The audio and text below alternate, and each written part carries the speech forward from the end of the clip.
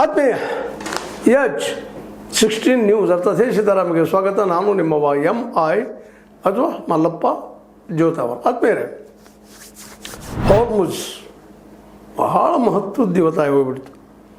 ವಿಶ್ವದ ಮೂಗೆಲ್ಲದಪ್ಪ ಅಂದ್ರೆ ಹಾರ್ಮುಜ್ ಅನ್ನುವಲ್ಲ. ಇರಾನ್ ತಡೆದು ನಿಲ್ಲಿಸಿದ್ರಿಂದಾಗೆ ವ್ಯವಹಾರಗಳು ಕಟಾಪ್ ಸಿಕ್ಕಾಪಟ್ಟೆ ಲಾಭ ಮಾಡಿಕೊಳ್ತಿರಂತ ಅಮೆರಿಕಕ್ಕೆ ಅದರಲ್ಲಂತೂ ದೊಡ್ಡ ಚಿಂತೆ. ಯುರೋಪ್ ಖಂಡದ ರಾಷ್ಟ್ರಗಳಿಗೂ ಅಷ್ಟ. ಯಾಕಂದರೆ ವ್ಯಾಪಾರದ ಏಷ್ಯಾ ಜೊತೆಗಿನ ವ್ಯಾಪಾರಕ್ಕೆ ಮೂಲ ಈ ಒಂದು ಆಧಾರ ರೆಡ್ ಸಿಯಲ್ಲಿ ಬರುತ್ತಿರುವಂಥದ್ದೊಂದು, ಇದು ಎರಡನೇದ್ದು. ಇವೆಲ್ಲನೂ ಇವತ್ತು ದೊಡ್ಡ ಚರ್ಚಾ ವಿಷಯ ಆಗಿದ್ದವು. ಅದರಲ್ಲೂ ಅಮೇರಿಕಾಗಂತೂ ಯುದ್ಧ ಮಾಡಲಿಕ್ಕೆ ಹೊರಟ್ರೆ ಗೆಲ್ಲೋದು ಭಾಳ ಕಷ್ಟ ಆಗಿ ಹೋಗ್ಬಿಟ್ಟದ. ಯುದ್ಧ ವಿರಾಮ ಮಾಡಿ ಏನಾದರೂ ಮಾತುಕತೆ ಮೂಲಕ ಮತ್ತೊಮ್ಮೆ ತಮ್ಮ ಕೈಯಲ್ಲೇ ಹೊರಮುಚ್ಚಿಟ್ಕೋಬೇಕಂದ್ರೆ ಅದಕ್ಕೆ ಇರಾನ್ ಸುತಾರಾಮ್ ಒಪ್ತಾ ಇಲ್ಲ. ಇರಾನ್ ಅದು ಸ್ಪಷ್ಟವಾಗಿ ಇರಾನ್ಗೆ ಫೆಬ್ರವರಿ 28 ಮೊದಲ ಏನು ಮಾಡಬೇಕು ಅನ್ನೋದು ಗೊತ್ತಿಲ್ಲ. ಏನೇನು ಹೇಳಿದ್ರೆ ಅಮೇರಿಕ ಬಗ್ತದ, ಇಸ್ರೇಲ್ ಬಗ್ತದ ಅನ್ನೋದು ಗೊತ್ತಿಲ್ಲಲ್ಲ. ಇವತ್ತು ಗೊತ್ತಾಗಿ ಹೋಗ್ಬಿಟ್ಟದ. ಹಾರ್ಮುಜ್ ಅವ್ರ ಮೇನ್ ಅದನ್ನ ಬಿಟ್ಟುಕೊಡೋದಿಲ್ಲಪ್ಪ.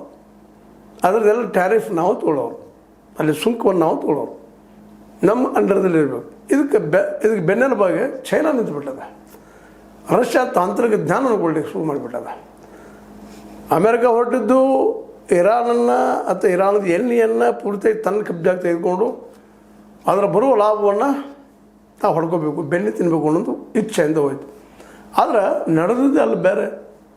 ಇರಾನ್ ಇಷ್ಟೊಂದು ಪ್ರಬಲವಾಗಿ ಪ್ರತಿಸ್ಪರ್ಧೆ ಮಾಡ್ತದ್ದು 40 ದಿನಗಳವರೆಗೆ 50 ದಿನಗಳವರೆಗೆ ಇನ್ನೂ ನಡೀತಾ ಇದೆ. ಯಾವುದಕ್ಕೂ ಬಗ್ತಾ ಇಲ್ಲ. ಇದನ್ನೆಲ್ಲ ನೋಡಿದಾಗ ಇವತ್ತು ಅಮೇರಿಕಾಗೆ ಅಲ್ಲಿ ಯುದ್ಧ ಬಿಟ್ಟು ಹೋಗ್ಬೇಕಾದ್ರೆ ಬಿಟ್ಟು ಹೋಗ್ಲಿಕ್ಕೂ ಆಗ್ತಾಯಿಲ್ಲ. ಯಾಕಂದರೆ ಇವತ್ತು ಎಲ್ಲರೂ ದೂರ ಹೋಗಿಬಿಟ್ಟಿದ್ದಾವೆ. ಇವತ್ತು ಯುರೋಪ್ ಯೂನಿಯನ್ನದ ದೇಶಗಳು, ಇಂಗ್ಲೆಂಡ್ ಆಗಿರ್ಬೋದು, ಫ್ರಾನ್ಸ್ ಆಗಿರ್ಬೋದು, ಜರ್ಮನಿ ಆಗಿರ್ಬೋದು, ಜಪಾನ್ ಆಗಿರ್ಬೋದು, ಆಸ್ಟ್ರೇಲಿಯಾ ಆಗಿರ್ಬೋದು, ಎಲ್ಲನೂ ಇವತ್ತು ಸ್ವತಂತ್ರವಾದ ಮೀಡಿಯಾಗೆ ಬೇಕಾಗಿರುವುದು ಸ್ವತಂತ್ರ ಧ್ವನಿ. ಆ ಸ್ವತಂತ್ರ ಧ್ವನಿ ಉಳಿಸಲು ನೀವು ಮಾಡಬೇಕಾದದ್ದು ಇಷ್ಟೇ. ಅದೇನಪ್ಪಾ ಅಂತಂತಂದ್ರೆ ನಿಮ್ಮ ಕೈಲಾದಷ್ಟು ಸಹಾಯ ಈ ಚಾನಲ್ಗೆ ಮಾಡಿ ಹಾಗೂ ನಿಮ್ಮ ಧ್ವನಿಯನ್ನು ಕಾಪಾಡಿಕೊಳ್ಳಿ. G20, G7, ಅದೇ ಕಾಲಕ್ಕೆ ಬ್ರಿಕ್ಸ್, ಮುಂದೆ ನ್ಯಾಟೋ, 1, 2 ಎಲ್ಲರೂ ದೂರ, ಸ್ಕ್ವಾಡ್ ಎಲ್ಲ ದೂರ. ಈಗ ಅವ್ರನ್ನೆಲ್ಲ ಉಳಿಸ್ಕೋಬೇಕಾಗಿದ್ರೆ ತನ್ನ ಶಕ್ತಿಯನ್ನು ಉಳಿಸೋಕೆ ಸಾಧ್ಯ ಅನ್ನೋ ಮೆಸೇಜ್ ಕೊಟ್ಟು ಬಂದು ಅಮೇರಿಕ. ಅದರಲ್ಲೂ ನ್ಯಾಟೋಗೆ ನೀವು ಅದು ಕಾಗದ ಹುಲಿ ಅಂತ ಹೇಳಿದಂಥ ಅಮೇರಿಕ ಈಗ ಅದನ್ನು ಮತ್ತೆ ಮರಳಿ ಕರಿಯೋ ಪ್ರಯತ್ನ ಮಾಡಿತು. ಆದರೆ ಯಾರೂ ಅಮೇರಿಕ ಜೊತೆಗೆ ಬರಲಾರದಲ್ಲ. ಈಗ ಇರೋದು ಒಂದು ಗೆಲ್ತಿ ತಕ್ಕೋಬೇಕು, ಇಲ್ಲ ಗೆಲ್ತಿನಂತ ಬೆದರಿಸಿ ಅವ್ರ ಕಡೆಯಿಂದ ಒಪ್ಪಂದ ಮಾಡಿಸ್ಕೋಬೇಕು ಅನ್ನೋದು ಪ್ರಬಲವಾದ ಆಸೆ.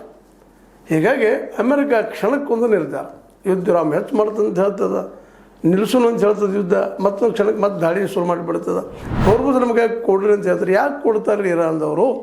ಇರಾನಿಯನ್ಸ್ ಅಂತ ಇವತ್ತು ನಿಂತುಬಿಟ್ಟಿದ್ದಾರೆ. ಬೇಕಾದಾಗಲಪ್ಪ ನಮ್ಮ ನಾಶ ಮಾಡಿ ತೊಗೊಂಡ್ಬಿಡ್ಲಿ ನಾವು ಅಂದಾಗ ಭಾಳ ಕಷ್ಟ ಇದೆಯಲ್ಲ.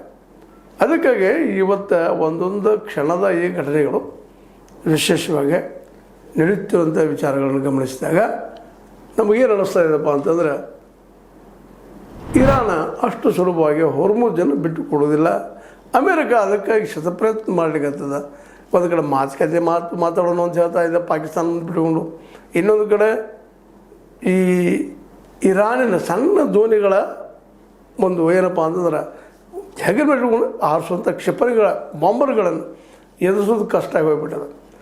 ಎಲ್ಲ ಕಡೆ ಸಣ್ಣದಾಗಿ ಬಂದು ದಾಳಿ ಮಾಡಿ ಹೋಗುವಂಥದ್ದು. ಇದಕ್ಕಾಗಿ ಮತ್ತೆ ನೀರಿನಲ್ಲಿ, ಸಮುದ್ರದಲ್ಲಿ ಅಲ್ಲಲ್ಲಿ ನೆಲಬಾಂಬುಗಳಿಟ್ಟಿದ್ದು ಇರಾನಕ್ಕೆ ಒಂದೇ ಗೊತ್ತಿರುವಂಥ ವಿಷಯ. ಹೀಗಾಗಿ ಅಮೇರಿಕಾಗೆ ಎತ್ತ ಕಡೆಯಿಂದ ಹೋಗ್ಬೇಕಪ್ಪ ಅಂತೇಳಿ, ಜೊತೆಗೆ ಏನೋ ದಿಗ್ಬಂಧನ ಹಾಕಿದಂಗೆ ಎಲ್ಲ ಕಡೆ ಹೋಗೋದಂಗೆ ಅಲ್ಲಿಯ ಇರಾನಿನ ಒಪ್ಪಿಗೆ ಪಡೆದಂಥ ಹಡಗುಗಳ ಸಹ ದಾಟದಂಗೆ ಮಾಡುವಂಥ ವ್ಯವಸ್ಥೆ ಮಾಡಲಿಕ್ಕೆ ನೋಡಿತು. ಅದರಲ್ಲೂ ಅಪಾಯಸಸ್ ಕಾಣ್ತೇವೆ. ಚೈನಾ ಬಂದು ನಿಂತು ಬಿಟ್ಟದೆ. ಚೈನಾ, ರಷ್ಯಾ ನೌಕೆ ಈ ನೀರಿನ ಅಂದ್ರೆ ಹಡಗಿನ ಒಂದು ದಾಳಿಗಳ ಮೇಲೂ ಸಹಿತ ತನ್ನ ಕಬ್ಜಾ ತಿಳ್ಕೊಳ್ಳೋದು ಕೆಲಸವನ್ನು ಮಾಡ್ತಾರೆ. ಅಂದರೆ ಎಲ್ಲ ಕಡೆಯಿಂದ ದಿಗ್ಬಂಧನ ಮಾಡೋ ಪ್ರಯತ್ನ ಮಾಡಿತು. ಆದರೆ ಇರಾನ್ ಅದಕ್ಕೆ ಯಾವುದಕ್ಕೂ ಬಗ್ತಾ ಇಲ್ಲ. ಇರಾನ್ ಈಗಾಗಲೇ ತನ್ನ ಟ್ಯಾರಿಫನ್ನು ವಸೂಲು ಮಾಡೋಂಥ ಕೆಲಸ ಮತ್ತು ಅವಾಗ ಬೇಕಾದ ಹಡಗುಗಳನ್ನು ಬಿಟ್ಟುಕೊಡುವಂಥ ಕೆಲಸ ಆರಂಭ ಮಾಡಿಬಿಟ್ಟದ. ಹಾಗಿದ್ರೆ ಅಂತಿ ಏನು ಅಂತ ಅದಕ್ಕೆ ಅಲ್ಲಿಯ ಇರಾನದ ಅಧ್ಯಕ್ಷ ಮೌಸದ್ ಪೆಜಿಶಿಯಾನ್ ಹೇಳ್ತಾ ಇದ್ದಾರೆ, ಒಂದೆಡೆ ಕದನ ವಿರಾಮ ವಿಸ್ತರಿಸಿ ಇನ್ನೊಂದೆಡೆ ಬೆದರಿಕೆ ದಿಗ್ಬಂಧನಗಳನ್ನು ಮುಂದುವರಿಸಿದರೆ ಹೇಗೆ ಅದು ಕದನ ವಿರಾಮದ ಉಲ್ಲಂಘನೆಯಾಗಿದ್ದು ಮಾತುಕತೆ ಮುಂದುವರಿಕೆಗೆ ಅಡ್ಡಿಯಾಗುತ್ತದೆ. ನೀವು ಒಂದು ಕಡೆ ಹಿಂಗೆ ಹೇಳ್ತೀಯಪ್ಪ ಮಾತಾಡೋದು ಹೇಳ್ತೀವಿ ಮತ್ತೊಂದು ದಾಳಿ ಮಾಡ್ತೀವಿ ಹೆಂಗೆ ನಂಬುದು ನಿನ್ನನ್ನು ಅಂಥೇಳಿ ಇರಾನದ ಅಧ್ಯಕ್ಷ ಪೆಜಿಶಿಯಾನ್ ಹೇಳ್ತಾ ಇದ್ದಾರೆ. ಅದೇ ಕಾಲಕ್ಕೆ ನಮ್ಮ ಅಲ್ಲಿಯ ಇರಾನದ ಸಂಸತ್ತಿನ ಸ್ಪೀಕರ್ ಮೊಹಮ್ಮದ್ ಬಾಕಿರ್ ಖಾಲಿಬಾಫ್ ಅವ್ರು ಹೇಳ್ತಾರೆ, ದಿಗ್ಬಂಧನ ಬೆದರಿಕೆಗಳಿಂದ ಪೂರ್ಣ ಕದನ ವಿರಾಮ ಸಾಧ್ಯವಿಲ್ಲ. ಮೊದಲಿಗೆ ಸೇನಾ ಆಕ್ರಮಣದ ಮೂಲಕ ಗುರಿ ಸಾಧಿಸಲು ಯತ್ನಿಸಿದಿರಿ. ಮೊದಲು ಏನು ಮಾಡಿದ್ರಿ? ಸೇನೆಯನ್ನು ಬಿಟ್ಟು ನೋಡಿದ್ರಿ, ಆಗಲಿಲ್ಲ. ನಂತರ ಬೆದರಿಸುವ ಮೂಲಕ ಗುರಿ ಸಾಧಿಸಲು ಪ್ರಯತ್ನಿಸಿದಿರಿ, ಅದು ಆಗಲಿಲ್ಲ. ಈಗ ನಿಮ್ಮ ಮುಂದಿರುವ ಏಕೈಕ ಮಾರ್ಗವೆಂದರೆ ಇರಾನ್ ದೇಶದ ಹಕ್ಕುಗಳನ್ನು ಗುರುತಿಸುವುದಾಗಿದೆ. ಎರಡೂ ಸಾಧ್ಯ ಆಗಿಲ್ಲ ನಮ್ಮ ಕಡೆಯಿಂದ. ಈಗ ನಮ್ಮ ಹಕ್ಕುಗಳನ್ನು ಗುರುತಿಸಿಕೊಂಡು ನಮಗೆ ಸಾರ್ವಭೌಮತ್ವ ಕೊಡ್ರಿ. ಹೋರ್ಮುಜ್ ನಮ್ಮ ಅಂಡರಲ್ಲಿ ಉಳಿಯೋಂಗೆ ಮಾಡಿದ್ರಿ. ಇಲ್ಲೇ ಲಾಸ್ ಆದಂಥದ್ದು ನಮ್ಗೆ ತುಂಬ್ರಿ, ಯುದ್ಧದಿಂದ ಆದಂಥದ್ದು. ಮತ್ತು ಇಲ್ಲಿವರೆಗೆ ನಮ್ಮ ಹಣವನ್ನು ಫ್ರೀಸ್ ಮಾಡಿದಿರಿ, ಅದನ್ನು ಬಿಡುಗಡೆ ಮಾಡಿಸ್ರಿ. ಇವು ನಮ್ಮ ಬೇಡಿಕೆಗಳು. ಇವು ಒಪ್ಪಿದಾಗ ಮುಂದಿನ ಮಾತು, ಇಲ್ಲ ಮಾತುಕತೆ ಇಲ್ಲ ಅಂಥೇಳಿ ಅಲ್ಲಿ ಸ್ಪೀಕರ್ ಬಾಕಿರ್ ಖಾಲಿಬಾಫ್ ಅವ್ರು ಹೇಳ್ತಾ ಇದ್ದಾರೆ. ಅಂದ್ರೆ ಇವತ್ತು ಇರಾನ್ ಡಿಸೈಡ್ ಮಾಡಿಬಿಟ್ಟದು, ಏನು ಬೇಕಾದಾಗಲಪ್ಪ ನಾವು ಹೊರ್ಮುಜನ್ನು ಬಿಟ್ಟು ಕೊಡೋದಿಲ್ಲ. ಹೊರ್ಮುಜನ್ನು ಬಿಟ್ಟು ಕೊಟ್ಟರೆ ಇಲ್ಲಿವರೆಗೆ ಗೆದ್ದಂಥದ್ದೆಲ್ಲ ಕೈಯಿಂದ ಹೋಗ್ತದೆ ಅನ್ನೋದು ಅಮೇರಿಕ ದೃಢವಾದ ನಂಬಿಕೆ. ಅಮೇರಿಕ ಅಂತೂ ಸ್ಪಷ್ಟವಾಗಿ ಇದನ್ನೆಲ್ಲ ಬಿಟ್ಟುಕೊಡು, ಅಮೇರಿಕೆಗೆ ಇದನ್ನೆಲ್ಲ ಬಿಟ್ಟುಕೊಡೋ ಸ್ಥಿತಿಯಲ್ಲಿ ಇರಾನ್ ಇಲ್ಲ. ಹೊರ್ಮುಜ್ ಕೊಡೋದಂತೆ ದೂರದ ಮಾತು. ತನ್ನ ಅಂಡರದಲ್ಲಿರಬೇಕು, ನೀವು ನಮಗೂ ಟ್ಯಾರಿಫ್ ಕಟ್ಟೆ ಹೋಗಬೇಕು. ಯಾವ ಟ್ಯಾರಿಫ್ ಮೂಲಕ ಇಡೀ ವಿಶ್ವವನ್ನು ತನ್ನ ಹತೋಟಿ ತಕ್ಕೊಳ್ಬೇಕು, ವ್ಯಾಪಾರದ ಯಾವ ವಿಶ್ವವನ್ನು ತನ್ನ ಹಿಡಿದಿಟ್ಕೋಬೇಕಂತ ಹೊರಟಿತ್ತೋ ಅದು ಸಾಧ್ಯವಾಗದಾಗ ಯುದ್ಧಕ್ಕೆ ಇಳಿಯಿತು. ಅಮೇರಿಕ ಇವತ್ತು ಒದ್ದಾಡ್ತಾ ಇದೆ, ಎತ್ತಪ್ಪ ಹೋಗೋದು ಅಂತೇಳಿ. ಇಲ್ಲಿವರೆಗೆ ಭ್ರಮೆಯಲ್ಲಿದ್ದರು.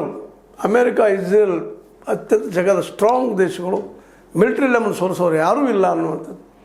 ಆದರೆ ಇವತ್ತಿನ ಸ್ಥಿತಿ ಏನಾಗ್ಯದಪ್ಪ ಅಂತಂದ್ರೆ ಇಸ್ರೇಲ್ ಹೊಡೆಸ್ಕೊಂಡದ, ಅಮೇರಿಕ ಆರ್ಥಿಕವಾಗಿ ಅಭದ್ರ ಆಗ್ಯದ, ಸಾಕಷ್ಟು ತನ್ನ ಹಡಗುಗಳನ್ನು ವಿಮಾನಗಳನ್ನು ಜೊತೆಗೆ ಎಲ್ಲನೂ ಕಳ್ಕೊಂಡು ನಿಂತುಬಿಟ್ಟದ. ಅದಕ್ಕೆ ಯಾವುದಕ್ಕೂ ಬಗ್ಗದ ಜಗ್ಗದ ಇರಾನನ್ನು ಬಗ್ಗಿಸೋದು ಹೇಗಪ್ಪ, ಮಣಿಸೋದು ಹೇಗಪ್ಪ, ಮಾತುಕತೆ ಮೂಲಕ ಅದು ಬಗ್ಗಿಸ್ತಿದ್ದಿರಲಿಲ್ಲ.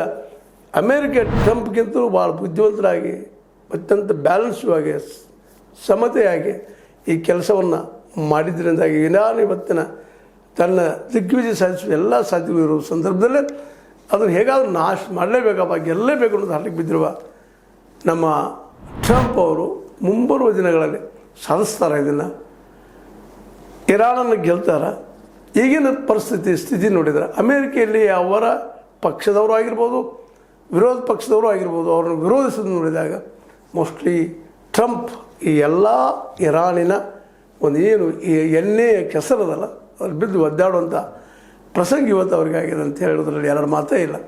ಏನೋ ಆಗಲಿ, ಒಟ್ಟಿನಲ್ಲಿ ಇರಾನನ್ನು ಬಗ್ಗಿಸ್ಬೇಕು ಅನ್ನುವಂತಹ ಅಮೇರಿಕೆಯ ಚಾಲೆಂಜ್ ಏನದು ಇವತ್ತಂದ್ರೆ ಒಂದು ರೀತಿಯಿಂದ ಎಲ್ಲ ರೀತಿಯ ಸೋಲು ಹಂತದಲ್ಲಿ ಬಂದದ್ದು. ಅದಕ್ಕಾಗಿ ಇವತ್ತು ಅಲ್ಲಿ ಅಧ್ಯಕ್ಷ ಆಗಿರ್ಬೋದು, ಅಲ್ಲಿ ಸ್ಪೀಕರ್ ಆಗಿರ್ಬೋದು, ಯಾವುದಕ್ಕೂ ಜಗ್ತಾ ಇಲ್ಲ. ಎಲ್ಲನೂ ಮಾಡಿದ್ರಪ್ಪ, ನಿಮ್ಮ ಕಡೆ ಯಾವುದೂ ಸಾಧ್ಯ ಇಲ್ಲ. ಈಗ ಹೊಂದಾಣಿಕೆ ಅದು ನಮ್ಗೆ ಬಿಟ್ಟುಬಿಡ್ರಿ, ನೀವು ನಮ್ಗೆ ಇಷ್ಟು ಕೊಡ್ರಿ, ಮತ್ತು ನಮ್ಮ ಕೊಲ್ಲಿ ರಾಷ್ಟ್ರಗಳಿಂದ ಹೊರಗೆ ಹೋಗ್ರಿ ನೀವು ಅನ್ನುವಷ್ಟು ಮಟ್ಟಿಗೆ. ಮತ್ತು ನಾವು ಪೆಟ್ರೋ ಡಾಲರ್ ಮಾಡೋದಿಲ್ಲಪ್ಪ, ಇನ್ನು ಡಾಲರ್ದಲ್ಲಿ ನಮಗೆ ಅವಶ್ಯಕತೆ ಇಲ್ಲ, ನಮಗೆ ಯುವಾನ್ ಮತ್ತು ನಮ್ಮ ದಿನಾರ್ಗಳ ಮೂಲಕ ನಾವು ವ್ಯವಹಾರ ಮಾಡ್ತೀವಿ ಅಂತೇಳಿ ಅನ್ನೋದು ಸ್ಥಿತಿಗೆ ಬಂದಿದ್ದರಿಂದಾಗಿ ಅಮೇರಿಕ ಮುಂದಿನ ಹೆಜ್ಜೆ ಏನು ಇಡ್ಬೋದು ದಿನದಿಂದ ದಿನಕ್ಕೆ ಕುತೂಹಲ ಮೂಡ್ತಾ ಇದೆ. ಆದ್ರೆ ಪಾಕಿಸ್ತಾನ ಮಾತ್ರ ಇಸ್ಲಾಮಾಬಾದ್ನಲ್ಲೇ ಎರಡನ್ನೂ ಮಾತಾಡಲಿಕ್ಕೆ ಕರೆಸಬೇಕು, ಬಗೆಹರಿಸಬೇಕು ಅನ್ನೋಂಥ ಪ್ರಯತ್ನವನ್ನು ಮುಂದುವರಿಸದ. ಪಾಕಿಸ್ತಾನದ ಈ ಪ್ರಯತ್ನ ಯಶಸ್ವಿ ಎಷ್ಟು ಮಟ್ಟಿಗೆ ಆದಿತ್ತು ಅನ್ನೋದನ್ನು ಮುಂದಿನದಲ್ಲಿ ನೋಡ್ಬೋದು ಅಂತ ಹೇಳ್ತಾ, ಇದು ನಿಮ್ಮ ಲೈಕ್ ಆಗಿರ್ಬೋದು. ಲೈಕ್ ಮಾಡಿ, ಶೇರ್ ಮಾಡಿ, ಕಮೆಂಟ್ ಮಾಡಿ, ಜೊತೆಗೆ ಸಬ್ಸ್ಕ್ರೈಬ್ ನಿಲ್ಲಿಸ್ಬೋದು. H60 ನ್ಯೂಸ್ ಅರ್ಥ ತಿಳಿಸಿದ್ರು ಸತ್ಯಕ್ಕಾಗಿರಲಿ ಬಂದಲಿಗಳು.